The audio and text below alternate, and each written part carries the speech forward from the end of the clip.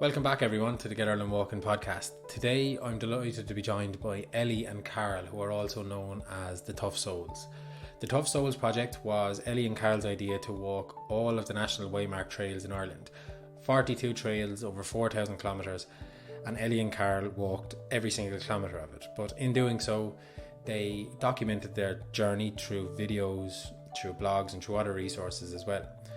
I'm a massive fan of their videos and their blogs and things like that, and I was delighted to have them on the podcast to have a chat with them about their journey. And we spoke a lot about the project, their journey over the course of the 42 trails, but also what they're up to now and what they hope to do in the future as Tough Souls. So if you haven't looked up their content or haven't seen any of their videos, I would really recommend you do so. But please enjoy this conversation with the Tough Souls. Ellie and Carl, welcome to the Get On and Walking podcast. Thank you so much for giving your time to come on. So I know a lot about you and what you do. Could you maybe give us a bit of a background about you both and what the Tough Souls project is? Yeah, so I'm Ellie and I'm Carl. And together we have walked 4,000 kilometres around Ireland along all of Ireland's National Waymarked Trails. So most people might know the Wicklow Way or the Kerry Way, but they don't know that there are 42 of these National Waymarked Trails spread across all the different counties.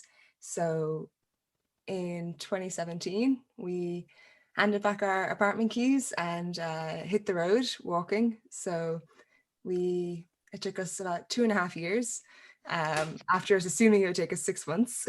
Yeah. But so we, in the summer of 2019, we finished on the Wicklow Way, walking back into Dublin. And And in that time, we created a lot of blog posts and videos and content, lots of stuff to try and get more people walking. Get people outside in Ireland appreciating kind of the just the incredible trails that we have, really. Yeah, because before this, like most people, whenever we had time off, we'd go on adventures abroad. So it was like, oh, let's go to Spain or Estonia or France or wherever. And people would always tell us, we'd go to those places and people would say, oh, you're from Ireland. Ireland's class. Like there's loads of really good stuff out there. And we'd be like, really? Like, is it? Is it really that good? Yeah, it kind of got to the point where like, okay, we clearly need to do something in Ireland. And for some reason, we decided the best thing to do would be walk 4,000 kilometers. Yeah, but that was a good way to go. Yeah, like how did that conversation start? Who decided to pitch the idea of walking all the trails? It had been an idea floating around in my head for quite a long time, actually. And it's one of those ideas where I thought of it and then I forgot it. And I kind of remembered it every once in a while at 4 o'clock in the morning. I should walk all those trails. And then, this kind of gave us a good excuse to go and do it.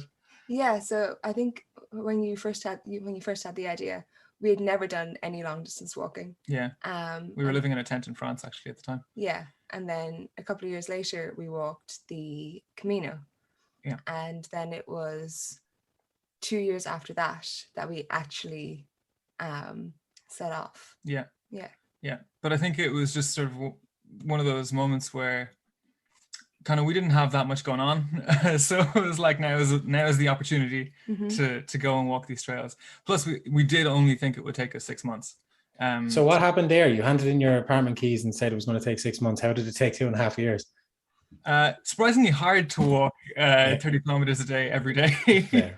Yes. So the way we had kind of budgeted it was if we walked a minimum of 25k a day, 5 days a week, we could maybe get it done in the 6 months. Yeah. Which on paper sounded fine. It's kind of what we had done walking in Spain. Yeah. But the problem with Ireland is it's a lot wetter.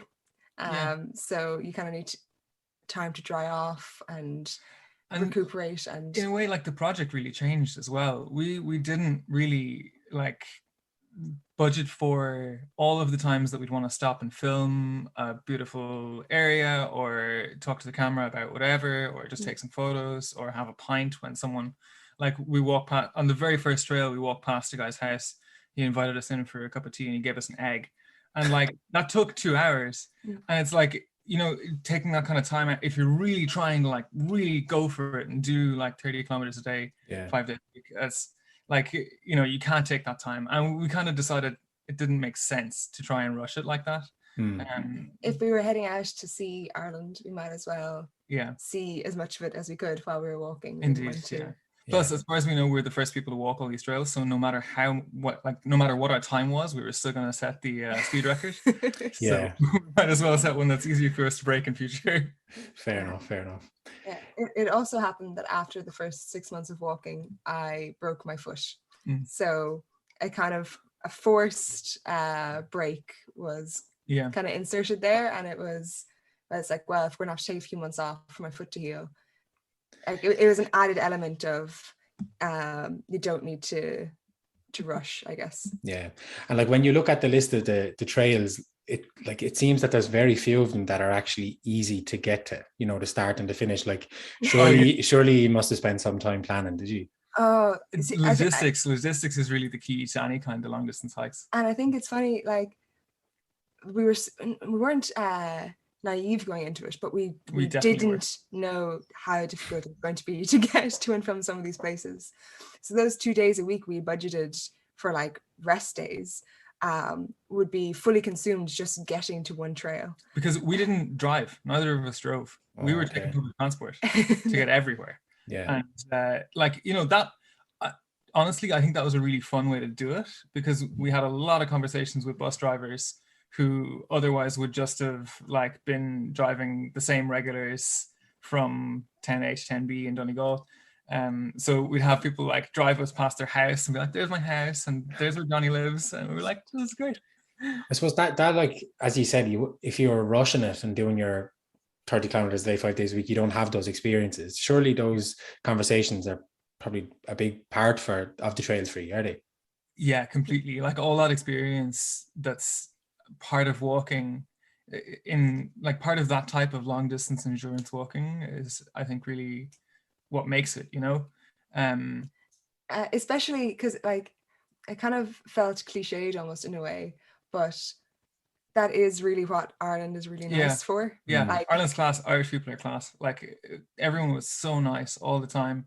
It was just always just such it felt like such a stereotype to experience, but after a while you're like, oh yeah, people are nice. And really, like it is stereotypical for sure, but like everyone was incredibly nice.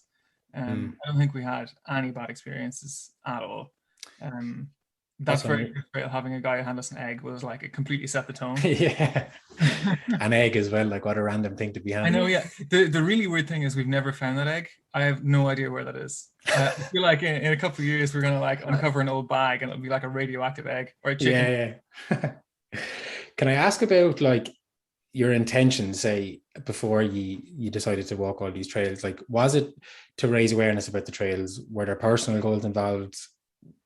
Oh, okay. I mean, yeah, we actually told the story a little differently this time. So normally the way we tell the reasoning for us doing these trails, we say one reason is that we went abroad and saw all these, and like all these people told us that Ireland was great and we wanted to see it ourselves. And the other reason is that I saw a list and wanted to, and thought, well, we could do that. We could do all of those trails. And I think both are equally true, or on different days, either one is true. I think when we set out, it was definitely more of a like personal project. Yeah. But then the more we walked and the more we realized kind of how unique our position was to be able to like help other people get out walking, that we then tried to like everything we made, like the videos or the blog posts, anything that we made around it, we tried to gear it towards helping other people to also be able to get out on these trails. Yeah, I mean, that is another thing, especially in the first year. We made 2 videos every single week. One about a trail and one kind of a rest day video where we would talk about whatever we had the time to film that week. And like, as I said, I think we're the only people to have ever done all these trails. As far as we know, we're the only people to have ever done all of them. And the comparative, like the position that we're in to be able to say this trail is different to this trail because of this exact thing, I think is really, really valuable and something we can help. That was something that I just like wanted to say, is that like what you have online, your blogs and your videos, are just such a valuable resource. Like even from a personal perspective, I went and walked the Wicklow Way with two friends this summer, and like when you Google the Wicklow Way or any of the trails, your blog and your YouTube videos are some of the first things to pop up. Like, and there aren't too many other videos of the kind that you make out there for the trail. So I just really wanted to say that it's just such a valuable resource that you have. Nice. But like I was looking before we came on, like you have over 3,000 subscribers on YouTube, 3,000 followers on Instagram, almost 2.5 on Facebook. Did you anticipate to have this? You were on the TV recently. Did you have these expectations going into this project? I would say maybe I hoped that we would have something like that, because I have always been sure it's a really cool project. I always thought like, oh man, if only more people knew about this, it'd be class. Like, but I think just really grateful, to be honest, that anybody at all is looking at our stuff, or especially the best thing for us is when we get a message, or even when someone walks past us in the street and says, I did this trail, like Trail X, because of your videos. That's like the best, because hearing that someone got outside and did a trail because of us is just like, oh, it's brilliant. Like, yeah, what more could you want? Yeah. Really, like that really makes it all worth it. All those videos and all that work. It's really, really great to hear that. Yeah. Was it a lot of work putting together the videos? So much work. That was another thing where it was definitely good that because I studied photography, but neither of us had ever worked with video before. Ever, like until like day one of the trails, we'd never filmed like a second video. So I don't know what we were thinking. Yeah, so it was definitely good that we didn't know how much work it was going into it. Yeah, completely. Because my bag was basically a laptop, a drone, all the charging equipment, a hard drive like wrapped in bubble wrap. Cameras, camera. Yeah. So yeah, like a significant amount of weight was. Yeah, and I'd say about half of our time was spent doing like video editing, writing blog posts, or just doing like the various social medias.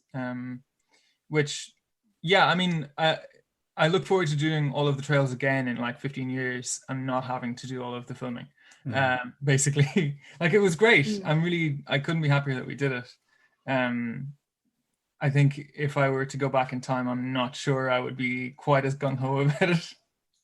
Yeah, but I guess knowing what we do now, and I think that would like we'd probably just make better videos. Waste less time, yeah.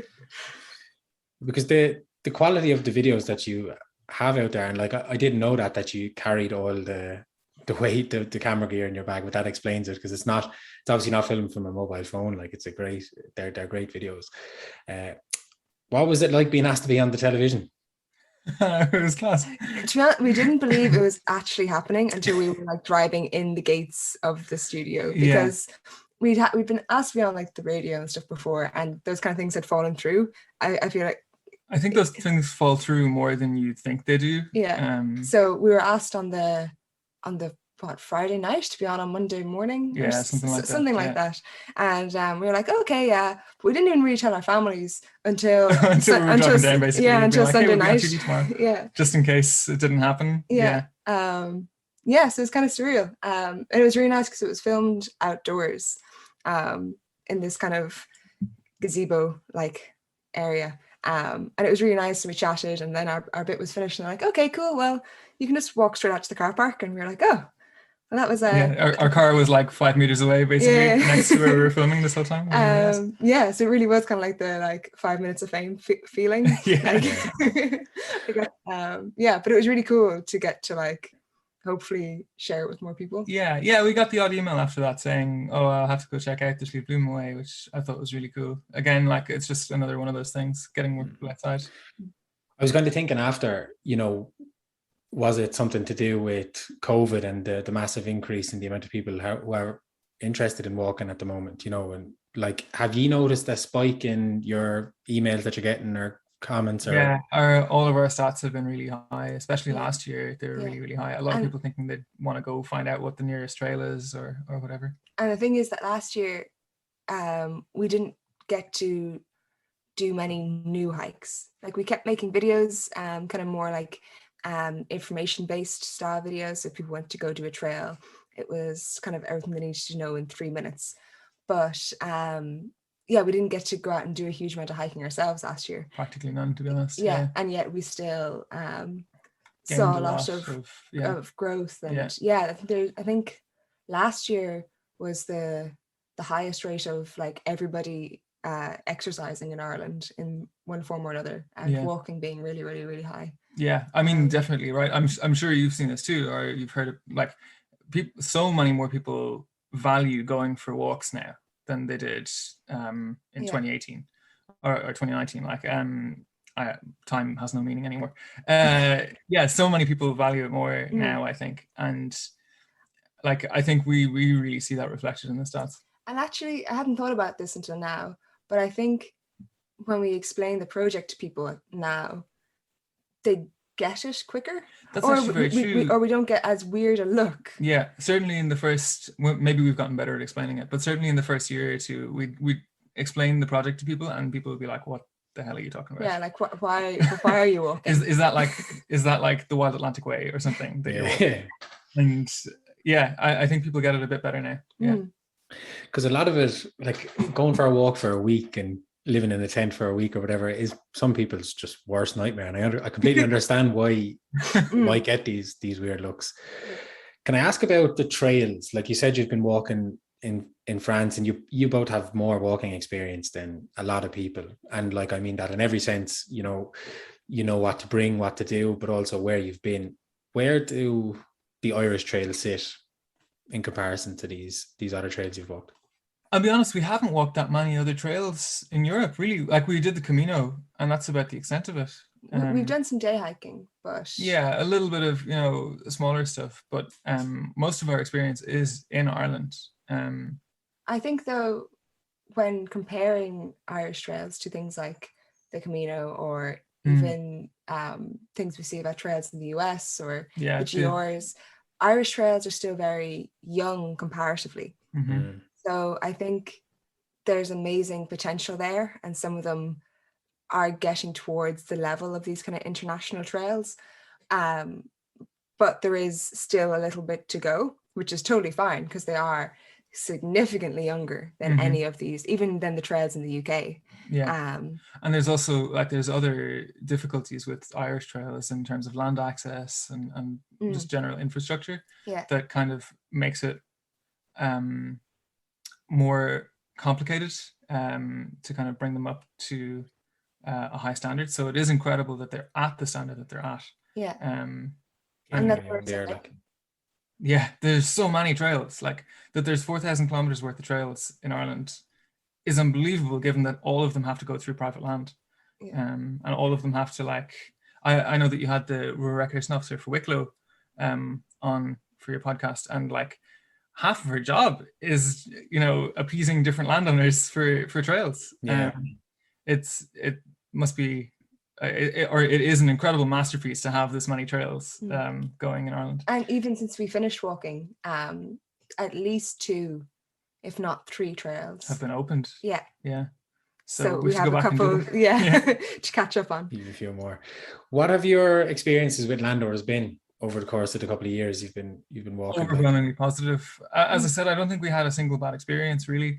Nobody ever said no to us, and if we wanted to camp in their garden or whatever. So really, mostly very, very positive. The only thing sometimes you'd see is a landowner having not maintained the hedge around a stile or something, like, but that's just I can't really blame them on the Monaghan Way or something where they probably get 4 people a year walking the trail. I can't really blame them for not maintaining it fully. And I think it goes both ways, because we try and ask as nicely as possible and explain what we're doing and give off the, I guess, impression maybe that we know what we're doing as well. It helps people then feel more comfortable letting us pass through their land, or excuse me, letting us camp or do whatever. Because it's definitely a respect that kind of goes both ways. That's completely a thing. We really try hard to push Leave No Trace principles, and to push kind of very because we get that there are so many landowners who do like worry about walkers going through their land or whatever. We try and do our best to be conscientious of that, and especially in our videos, like, you know, we do our very, very best to make sure that people, you know, leave no trace when they're walking, that they take as much care as they can when going through people's land and that kind of thing. So I think karmically, at least, that helps us. Yeah. Gives us a moral high ground. And you started working with Leave No Trace, Ellie. Did you last year, or was it this year? How's that been? It's been great, yeah. So in 2018, I wrote about what, like, the kind of grey areas of wild camping in Ireland. And through that, we both got to do the awareness course and the trainer course. And then since then, I've been doing some impact days with them, which were kind of where businesses would want to kind of give back to communities. So a number of employees would come out and we do some training around environmental impacts, but then we'd also do like a litter pick and try and have it as fun a day as possible. And then last year, when suddenly social media became so important because we couldn't do things in person, I was really lucky to get to make a load of videos and that kind of stuff with them, which has been really, really great, because it's kind of Ireland's countryside code, and with more people getting outside, it's all about kind of education, asking questions. It's not about telling people what's right or wrong. It's just about getting as much people thinking about what they're doing as possible. So yeah, nobody likes to be kind of told, oh, you're doing this wrong, this wrong, and this wrong. But if you kind of have a conversation and you're like, oh, well, why are you doing something that way? And like, two people can walk a trail and do it differently, but in their own way be working towards Leave No Trace, because they will have at least thought about their impacts and thought about what they're doing. And while they might not have the same answers, it's both Leave No Trace, if that makes sense. And have your boat really, your experiences of walking these trails, have they been well looked after? Are they clean? For the vast majority. Yeah, I would have basically said overwhelmingly, yeah. Yeah, because it's only ever one or two people that might litter or kind of ruin things for people. So, and that tends to be confined to the more popular trails. Mm-hmm. So the vast majority of the time, yeah. Yeah, I would definitely say that they're almost completely, at least when we did them, you know, like, this is before everybody got into doing all these outdoor activities. But they were definitely quite well looked after. And some of the trails, I mean, like the Wicklow Way has Mountain Mehul look after them, have the bothies and that kind of thing as well, which is really great. So yeah, I don't know. I think I would definitely say that there are. Yeah. Did you have a favorite? Absolutely, yeah. Yeah, the Miners Way and Historical Trail in County Roscommon, coincidentally, by total coincidence, only about 10 kilometers from where I grew up, is definitely the best trail.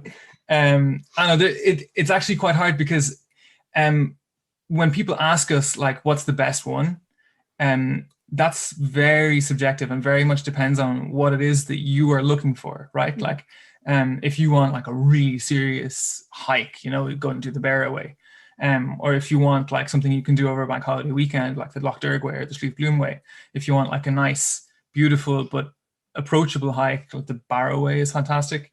There's a lot of really, really good trails of different kind of category. That, I mean, they're all our favorites really, but it is, you know, there are a lot of different angles from which to look at these trails. So my favorite anyway is the Miners Way. And not just because it's close by, but it does have a nice mix, I think, of different types of terrain. It goes through a lot of towns at a lot of handy intervals, and there's a lot of pubs on those. So I think that's really, really nice. What about you? Yeah, I guess The Miner's Way. That's what she was going to say. Yeah, I guess my straightforward answer is the Barrow Way. I really, really loved that trail. It is properly wild and mountainous, but not for the faint-hearted at all. It was a lot of work. Yeah. That one is, I think, probably the most work of all the trails we did. Yeah. And how long did that take? 8 days, I think.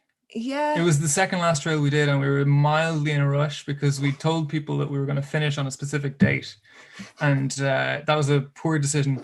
And so we had to kind of like, I think we probably would have taken like 3 extra rest days on it. But I think, if I remember correctly, it's an 8-day trail. Yeah, that was 8 days straight. Yeah. And we did, there's like a couple of island offshoots. We did the one to Jersey Island, but we didn't get to go around like Bear Island. Yeah. So we'll probably head back. Yeah, as with most of our trails, there are definitely bits we want to redo or re-experience or whatever. Yeah, exactly. Yeah. Is there many different like offshoots and different interpretations of these trails? You know, like or is there generally a select few? There's loads that have like small extra bits or pieces where the trail kind of, you're on a road or something and the trail goes into a field for like 4 kilometers right next to the road and then brings you back onto the road, and you're like, why don't I just walk the road, like, instead of walking through this boggy field? But even actually talking about your favorite trail, the Miner's Way, absolutely, yeah, it's almost like a snowman. It's kind of a figure 8 shape with two arms. Yeah. So I think that trail technically is about 120k, but when we walked about 160k. Because we were determined, especially the first year, to walk every single meter of every trail. Yes. And that becomes fairly untenable at some, like, there's trails like the Burren Way in Clare, which is essentially comprised only of offshoots. Well, yeah, it's a build your own adventure kind of trail. Yeah. So you can decide if you want to go. Like there'll be 2 different ways around a headland. You can go through Listonvarna or you can go through Doolin. So a few of them are kind of multi-optional, and then a couple are just straight linear, follow this river until you get to the bottom of the river kind of a trail. Yeah. Like I think maybe the perception might be that you need say for some people who might not have experience in walking these trails, like, do you need the best gear? Do you need the best tent, the best boots and that? Like, what percentage, let's say camping, just specifically, like, did you camp 50% of your trails, more, less? I think somewhere between 50 and 60% is probably right for camping. We probably could have camped more, but you get really bored of camping after a while. And sometimes on some trails, there's just no good options, and you don't feel like knocking on someone's door at 9 o'clock at night and asking, can we camp in your garden? In relation to gear, it's kind of a catch-22, because not quite, but more often than not you hear people say that to get into whatever sport, just buy the cheapest gear until you know that you like it. However, with camping, that would mean that your pack is going to be 10 kilos heavier than my pack. That's really the trade-off with cheaper gear. Yeah. You're paying for it in terms of kilos on your back. So it's kind of a balance of maybe investing in, you're going to have to invest in your boots, your footwear. That's just you have to find something that suits your feet. But in general, maybe investing in 1 or 2 things so that it makes the whole experience more enjoyable. Because the last thing that I'd want is to tell somebody that they can buy all of the cheapest gear and still go out and have as enjoyable a time as I do when they have to like definitely carry 10 kilos more. But there's huge secondhand markets, or like swapping gear or borrowing gear. There are like Facebook pages and stuff dedicated to that. And there are like also trails or bits of trails that you can walk just in your day shoes and with no, with a bottle of water and a phone. Like there's definitely trails where you can do that. You could practically do the whole Loch Derg way up to Tintinna Hill from Limerick City, just wearing your regular shoes, and you have a brilliant time. So like some of these trails, they're really, really accessible without gear, Yeah. Or without, don't get me wrong, do bring a jacket. Oh, yes. Every Irish person Yeah. needs to own a raincoat. Yeah. Also an umbrella. Umbrella is surprisingly good. I think umbrellas have yet to come to Ireland, but umbrellas we genuinely like lived under an umbrella for half the first year, and it was great. Yeah. That is a big barrier, isn't it? Like just because when you do start looking up the more higher end tents and boots and things like that, it can definitely be, it's a massive expense. Like, and especially if you are leaning towards the ultralight side of things, just gets crazy price. Like, yeah. Are you that end of the? Are you that end? I think we want to be. Yeah, we're total wannabes. Like, I don't know. The tent is one of those things. I bought the tent that we have. It's an MSR Hubba Hubba NX. Long before I thought about doing the trails. Like at the time, it was like a ridiculous over expense that I did not need, and it has stuck with us like so well and for such a long time. And it weighs like 2 kg. It's less even. It is like the best thing I could ever have bought. But the upside to that is that it's long enough ago that I've forgotten how much it actually cost. So it's one of those things. And it's also stuff you can kind of accrue slowly as well. Like the next thing that I might upgrade is my backpack, but that will probably be the only thing that I try and upgrade this year. So even if you're starting out with not all perfect gear, if each year you can kind of work towards changing one thing. Like my backpack is perfect. I actually just I don't need 65 liters. Most of the time. Yeah. I guess it's one of those things. Once you're on the treadmill, it's a lot easier to kind of go up. It's that very first, like the very first time you're like, I'm gonna get into walking, and then you have to like buy a bunch of stuff. That can be a bit scary. I think the best advice there is to go out with a friend who's already got all the gear. If you've got one. Yeah, and just borrow from them. Exactly. Yeah. I know you mentioned there a couple of minutes ago about it depends kind of what you want from a trail, which determines which one you're going to choose. But are there recommendations that you could give to someone who might listen to this podcast or might watch some of your videos to say this is a good first long distance trail to do? First long distance, Slieve Bloomway, probably Miner's Way is good. So if you're comfortable walking but need some camping experience, the Barrow Way might be pretty good because that's pretty easy to camp along. And if you're not into camping, it also has well enough spaced towns that you could B&B it along the way as well. And it's very flat. It is along a river, but there's a huge amount of wildlife and just kind of lush greenery. So it's like really, really pretty to be along. And then, like you said, the Slieve Bloom Way, I think that trail goes through the largest like state nature reserve in the country. Yeah, it does. So it's definitely much more taxing. It's like even though the Slieve Blooms aren't particularly high mountains, this trail goes up and down and up and down and up and down. But it does have designated wild camping areas, and you're on very little road, which is really, really, really nice.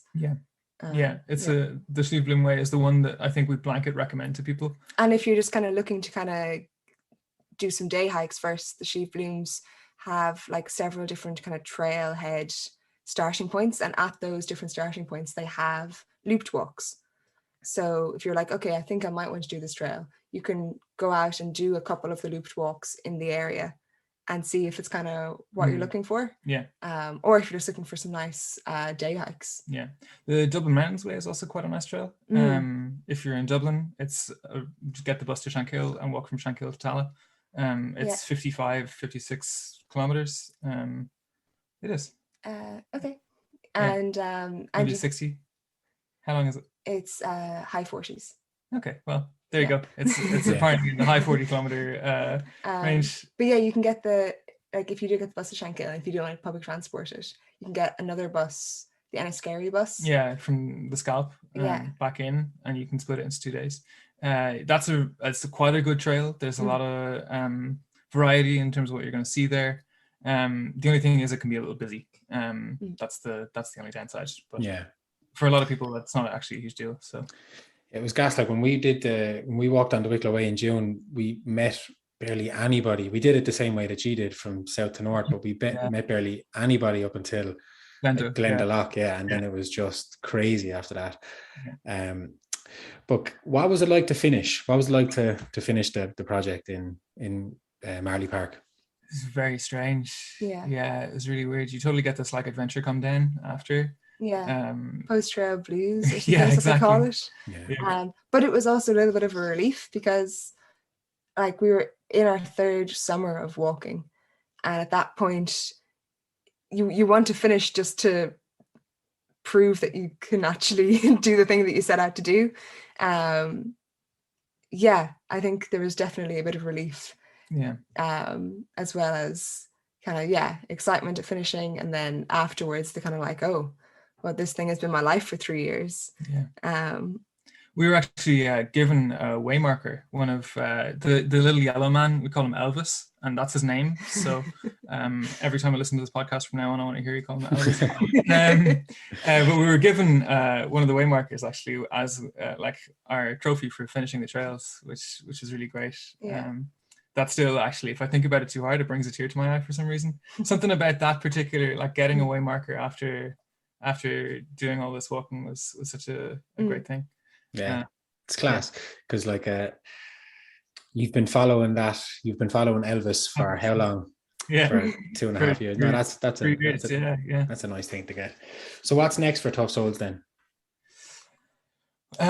Well, so one thing, like we've got a lot of projects still kind of on the go from before. So one thing that I actually meant to mention was we also made free maps for all of the Waymarked Trails. So I'm busy updating those maps as we speak. And the big two things that we're planning on doing, the big adventures, we're going to do all the county high points over the next couple of months. So that's going to be really fun. We've already got one in the bag. We did Galtymore the other week, which is great, really enjoyable. And also hopefully we'll, I don't know, raise our stakes in the real hill walker game, doing these peaks. And then the other thing is the Ulster Way. The Ulster Way is actually the oldest quote unquote National Waymarked Trail in Ireland, or on the island of Ireland. Because of the Ulster Way, the Wicklow Way was born. And so we're going to go do the Ulster Way as a final, hurrah. It's 1,000 kilometers long, so I'm not sure exactly how it's going to go. But it makes a huge circle around Northern Ireland. And so it's divided into 13 stages, which is kind of roughly broken down, I think, as 7 like official trails and 6 link sections. So we haven't fully worked out the logistics yet, but that will hopefully be September-ish time when we walk. So this time we're hoping to walk and film the project and then edit it afterwards. Rather than having to bring the computer and edit it on the trail in the tent. Which will make a big difference to our walking. So then hopefully maybe at the end of this year we'll be able to share our experience of it. Cool. The High Points project is interesting as well. It's a different type of walking than what you were doing. Exactly, but it's still a list of things that we can tick off, which is apparently how I live my life. So where's the next one you have planned? We actually haven't at all. I think, have we? Next week we're going to Mayo. Oh yeah, we're going to do Mulrich in Mayo. That should be fun.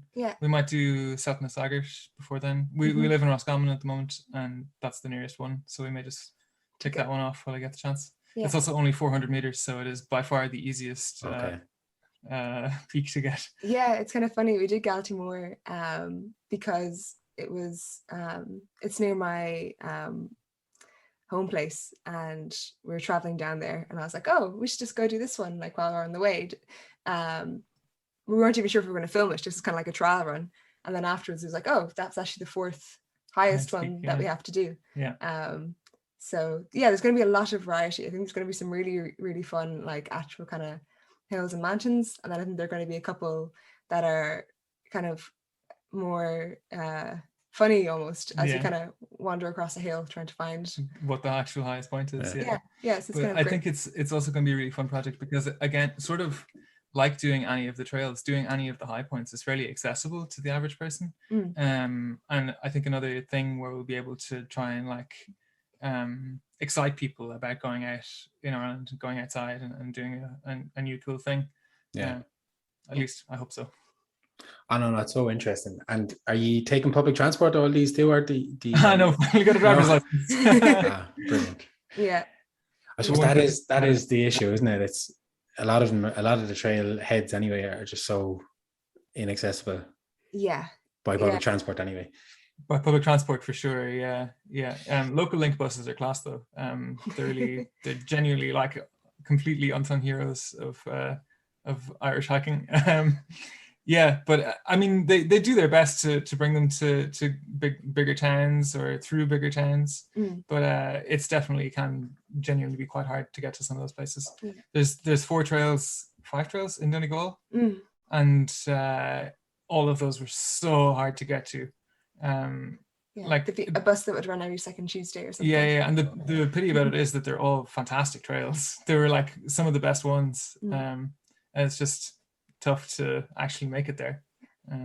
It does help that we went to Donegal during a heat wave, so the whole thing just looked beautiful as well. Yeah, that's the other downside. The tricky thing when you're trying to compare trails is to not let the weather color you one way or the other.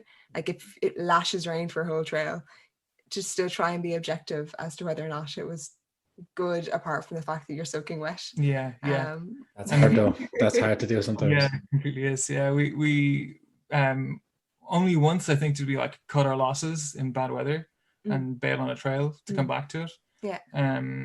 Because it was a Slieve Bloom way actually. It would have been unsafe to continue basically. Yeah, I think there's an orange rain warning or something. Yeah. So yeah. But in general, actually, we were very lucky with the weather as well. That's, I suppose, the downside to having tried to through hike all these trails back to back, basically. We didn't have, or I think if you're not trying to do it like that, you have more options to say, go home if the weather is terrible and come back another weekend. And we didn't really. Yeah. And while we had to do a lot of planning on a broad scale, in general, we tried to keep it kind of loose as to exactly which trail we're going to do next. We might have 3 or 4 different trails that we kind of had lined up, and then if we were on the west coast and it was absolutely lashing but the east coast was dry, we're like, okay, well I guess we'll go over and we'll do the East Munster way instead of trying to do the Burn way. Exactly. Which happened a couple of times. And what was the longest length of time that you were out walking? Has to be 3 or 4 weeks, I'd say. I mean, as in number of days walked back to back, or as in number of days before we found a friend who would put us up on a couch for a few days? Yeah, like, you didn't go home after every single trail. No, completely. Yeah. So let's say back to back, was it a couple of weeks? Probably Donegal. Yeah, I'd say that was 3 weeks back to back. Yeah, 3 or 4 weeks. Yeah. And I'd say there was also probably a section like in Kerry where we did the North Kerry way and then the Dingle way, and then like there are a few while all the Irish trails don't kind of link up handily, there are definitely kind of areas where there'll be a lot of trails in one go. Density, So, or even we did the like Sligo way, or the Cavan way, straight into the Sligo way. Yeah, well, the Miners way walks into the Cavan way walks into the Sligo way walks into the Western way. So there's but probably maybe a month, maybe I'd say. Before we would call on a family member or a friend to put us up for a couple of days and let us fully dry out. Cool. I might have changed the topic there. Ellie, can I ask about your research? I've read a bit on your website and different posts that you put up about your research, but your research was kind of intertwined with the Tough Souls project a bit, was it? Yeah, so it was kind of inspired by an offshoot of. So I did a art research master's during the second half of Tough Souls, and I was looking at how our visual representations of places kind of change how we think about them. So if I ask you to think about Egypt, you're going to have very, very specific images in your head. It's going to be like the pyramids and desert kind of style. And then if you think about Ireland, you also get a very specific kind of visual imagery in your head. And I was looking at how social media is kind of perpetuating those stereotypes and the kind of damages it can do. So if people decide they want to go to a place to recreate this photo that they've already seen, they're not really going to the place to experience the place. They're going to it to take a photo and look out at it.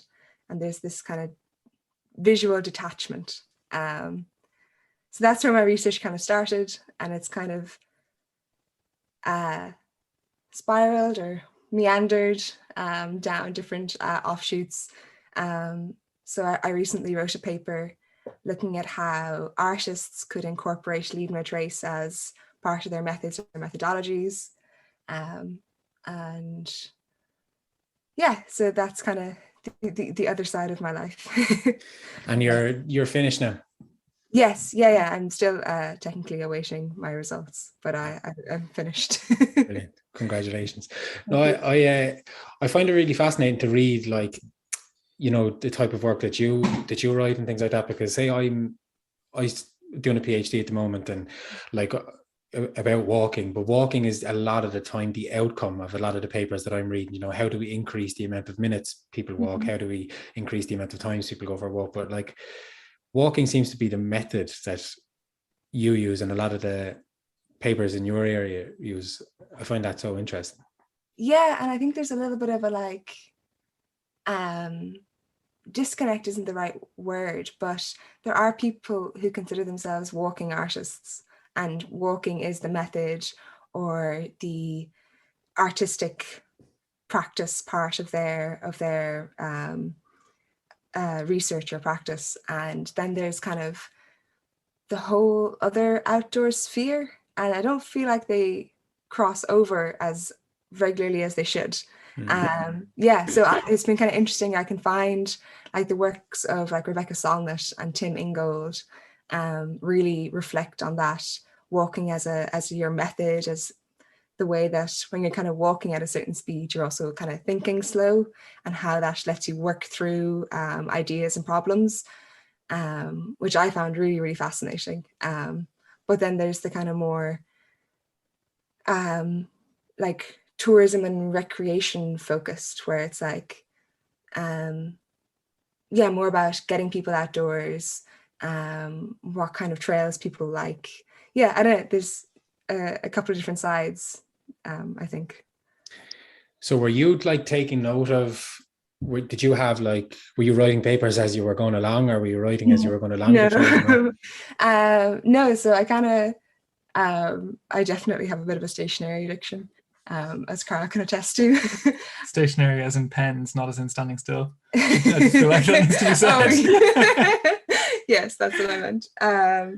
So I did a lot of just general writing while we walked, and then reflected on that writing during the winters when we wouldn't be walking, and kind of used both my writing and then my research to build up my research.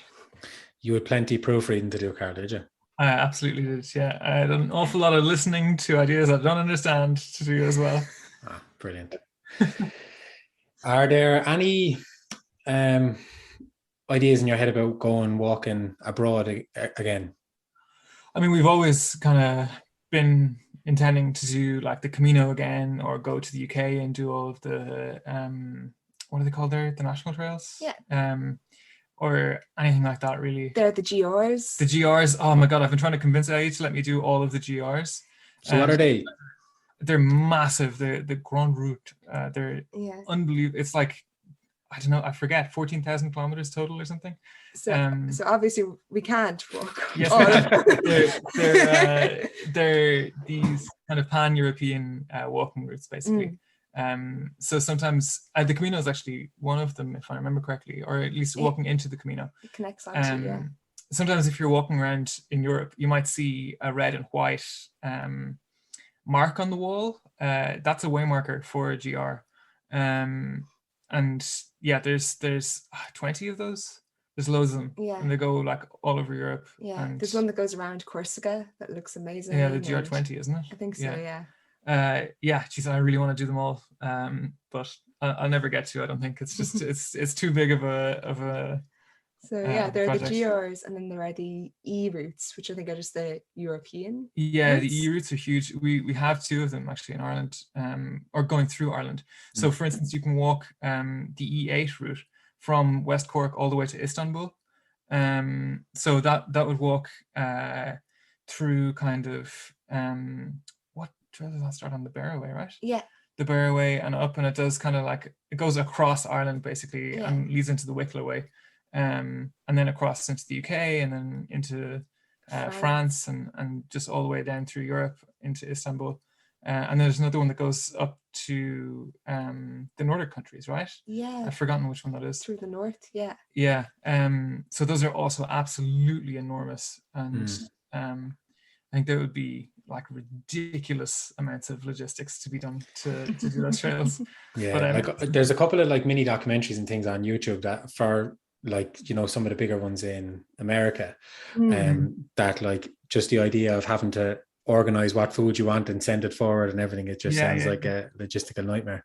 Yeah, we were very lucky actually in Ireland because there's towns everywhere. Like it's not a very densely populated country, but every like group of 100 houses has a shop, so we were very lucky in that we didn't have to do that much logistics ahead of time, beyond figuring out how to get to and from a trail. And even though we keep saying that like there's a lot of planning and logistics involved, there is kind of a sweet point between over planning, and you can kind of almost over plan yourself out of a project. So we didn't even have 6 months of planning before we actually set off. We had like I think 2 we months. only really made the decision 2 months that we would do it 2 months before, and even that was almost too much time. My least favorite thing is to have a cool idea and then convince myself out of it over time. So I don't know, for me I think it's really cool to just go like, this weekend I'm gonna go and walk the Lough Derg Way and just not think about it very hard and then go do it, rather than say, oh well, actually I probably shouldn't because whatever, or I need to do this before I can do that. And I don't know, I think it's really great in Ireland that we are able to skip some logistic steps, which makes it easier not to convince yourself out of doing a thing, I think. I suppose giving yourself, what did you say, only 6 months like before handing in your apartment keys and setting off on this trip, like you really, I would say, you really didn't give yourself that time. No, we really didn't. It's probably why we thought it would only take 6 months. So I ask everybody this question at the very end of the podcast. I'd just love to know where your favorite places to go for a walk are. Now, you can't say the Boiner's Way. The thing is, actually, the place to go for a walk is in Lough Derg, and that's on the Miners' Way. I'll let you go first. Oh, I shouldn't have made any noise. I should have made a second. There you go. Yeah. It's kind of funny. During lockdown last year, we were living in Dublin, and you know, when we had like that 2 kilometer radius that we couldn't go outside of, we would just do what we called the loop, which was literally just like maybe 1 kilometer around a bunch of estates near us, and it was kind of crap. I mean, it was genuinely crap. It was terrible. But it was the spot that we had to go for a walk, and we did it like every day. We just went out and did the loop. So what I'm trying to say, I think, is whatever walk is near you is the best walk. Whatever walk you can get to and you can do, that's my favorite walk, the one near me. I really like the one up through the V in the Knockmedal Mountains. That's great, past the lake, Baylough. Yeah, so you can start in Claheen and follow a trail the whole way up to Baylough, and then that brings you up into the V, which is an amazing view out from the Knockmedal Mountains. You can see not the Ballyhooers, the Galties, and maybe a bit of the Cummeras kind of at the corner, and Shivnaman. And then you could also like continue straight up and get to the peak of the Sugarloaf there, the Tipperary Sugarloaf. Yeah, it's a really, really enjoyable walk. And I think for not a huge amount of walking, you get really nice areas. That's brilliant. Can I ask, just if you want to maybe let people know where to find you, find more information about you? Oh yeah, completely. So we've got a website, toughsouls.e, toughsoules.e. We're on YouTube. If you just search Tough Souls, you get to us, or it's youtube.com/toughsouls. We're on Instagram. That's instagram.com/tough_souls, if I remember correctly. And on Facebook, it's facebook.com/tough SOULS, because the other one was taken. But yeah, so we're all over. Just search Tough Souls, you get to us, and do check us out. And if you've done a walk because of us, or if we've been able to help you do a walk, do let us know, because it really keeps us going. Yeah. It's honestly, it's my favorite thing in the world. So yeah, that would be incredible. Super. Ellie and Carl, thank you so much. Thank you. Thank you for having us. It's great. Yeah. Cheers. If you want more information about Get Ireland Walking, please visit our website at www.getirelandwalking.ie or visit our Facebook, Twitter or Instagram pages.